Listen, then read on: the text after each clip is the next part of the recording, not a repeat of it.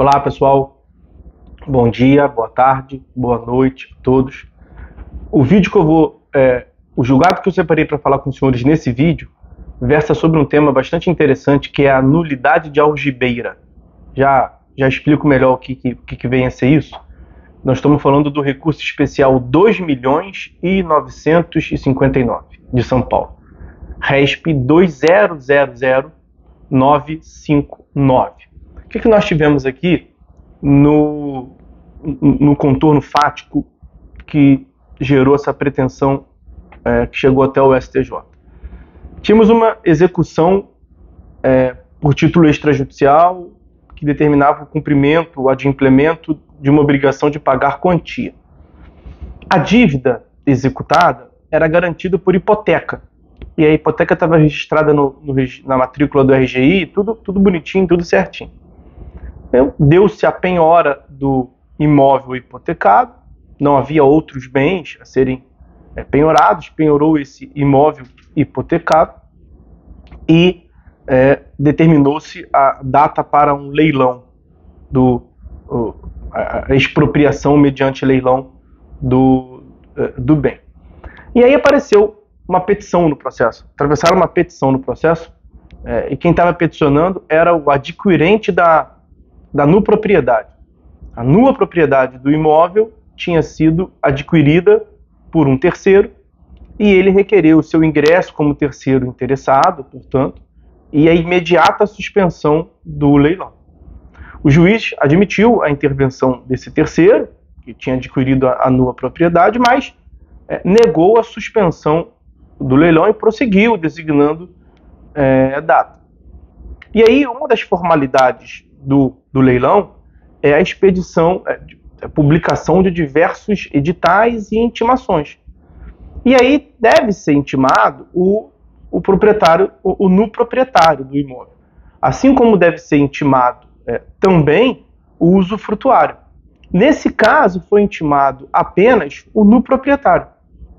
O nulo proprietário foi intimado, deu-se o leilão, o imóvel foi arrematado por uma empresa, e aí depois a empresa arrematante, cumprindo todas as formalidades da arrematação, pediu a expedição do mandado de emissão na posse, para que ela fosse emitida na posse. E o juiz deferiu a expedição do MIP, mandado de emissão na posse.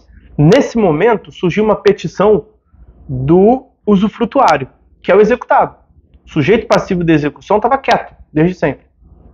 Surgiu uma petição, quando do MIP, surgiu uma petição do usufrutuário, do executado, pedindo a declaração, o reconhecimento judicial da ineficácia da arrematação. Por quê? Sob qual fundamento? Porque ele, usufrutuário, ele, executado, não foi intimado do leilão. Deveria ter sido e não foi. E realmente em regra mesmo, necessária a intimação do usufrutuário, do titular do direito real, sobre a penhora do bem e sobre o leilão, designação da data do bem penhorado, e nesse caso esse bem gravado com esse ônus real. Aonde que está essa exigência de intimação? Artigo 799, inciso 2º, 799, inciso 2º e 889, inciso 3º do CPC. Determinam a necessidade de intimação do usufrutuário e ele não foi intimado. E aí o que fazer?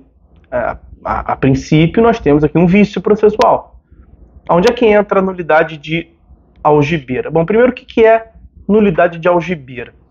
Nulidade de algibeira é um termo cunhado pelo STJ já há algum tempo para fazer menção ao fato do sujeito ter ciência de um vício processual e de propósito não alegar.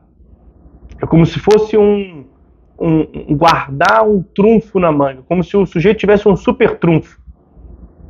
Uma carta que fosse resolver a questão jurídica e ele não quer resolver nesse momento inicial, ele quer deixar rolar para ver se tem alguma chance de ganhar com as suas teses. Caso ele venha a perder, ele resolve a questão com aquele super trunfo. É como se fosse uma carta na manga. O sujeito deixa uma carta na manga para usar no momento adequado, e geralmente esse momento adequado é muito depois, o que gera naturalmente um risco à efetividade do processo e à duração razoável do processo. Algibeira tem o sentido de bolso.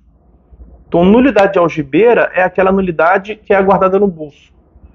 Nas regiões do norte, do nordeste, também se fazem menção à algibeira, uma bolsa que é transpassada nos ombros, o que hoje em dia os jovens chamam de shoulder bag, né? O sertanejo andava com essa bolsinha tiracolo e muitos chamavam aquilo de algibeira. Então, nulidade de algibeira é essa nulidade guardada de propósito para usar no momento próprio. E por que esse caso foi considerado nulidade de algibeira? Ora, porque o tribunal percebeu que o executado, que é o usufrutuário, e no proprietário que pediu o ingresso no processo, tinham o mesmo sobrenome e o mesmo endereço. Então, quer dizer, vejam, como se o executado fosse Arthur Amorim Vieira e no proprietário apresenta uma petição e é João Amorim Vieira. Isso já chama atenção, tem alguma relação de parentesco entre eles? Aí você vai ver os dois moram no mesmo endereço. Possuem o mesmo nome e residem no mesmo endereço. Quer dizer, esse vício da falta de intimação, o STJ afirmou que é um vício. Teve um vício no processo. Os dois deveriam ter sido intimados. E somente um foi intimado. Está errado. Só que esse vício já poderia ter sido sanado. O sistema processual prevê a lógica de que a parte interessada no vício deve trazer ele a jogo e pretender resolver, né? O processo civil da efetividade vigora sobre a lógica da sanabilidade dos vícios. A parte deve trazer na primeira oportunidade que tiver para falar nos autos. E a parte não fez isso. Ele deixou de propósito passar, deixou o leilão ocorrer, deixou ter mais de um leilão, deixou o bem ser arrematado, cumprir as formalidades de arrematação do bem. Depois a empresa peticionar pedindo mandado de emissão. Aí os autos vão conclusos para o juiz para ele analisar e depois determina a expedição. Nossa brincadeira passa meses, anos. E o sujeito quietinho na dele. Quando estava para expedir o mandado de emissão na posse, o sujeito peticionou e falou: não, volta tudo lá atrás. Eu deveria ter sido intimado e não fui. Vamos tornar tudo ineficaz. Volta tudo, vai ter que me intimar e recomeçar tudo de novo. Vai fazer outro leilão.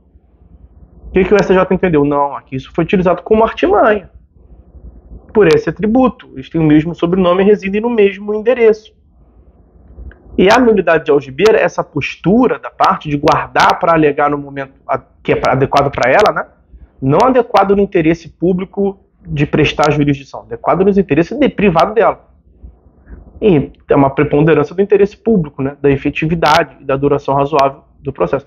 Essa postura da parte que guarda no bolso, que guarda na manga um super trunfo para utilizar e resolver todos os seus problemas de parte, isso naturalmente viola a boa-fé objetiva, que analisa o padrão de comportamento, não a intenção, mas o comportamento exteriorizado.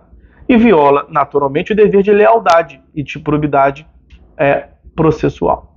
Então esses os tópicos que eu queria conversar com os senhores nesse vídeo sobre esse julgado, o RESP 2000-959 de São Paulo, um julgado da terceira turma do STJ. Então é isso, meus amigos, fiquem todos com Deus, nós vamos ficando por aqui. Forte abraço e até a próxima.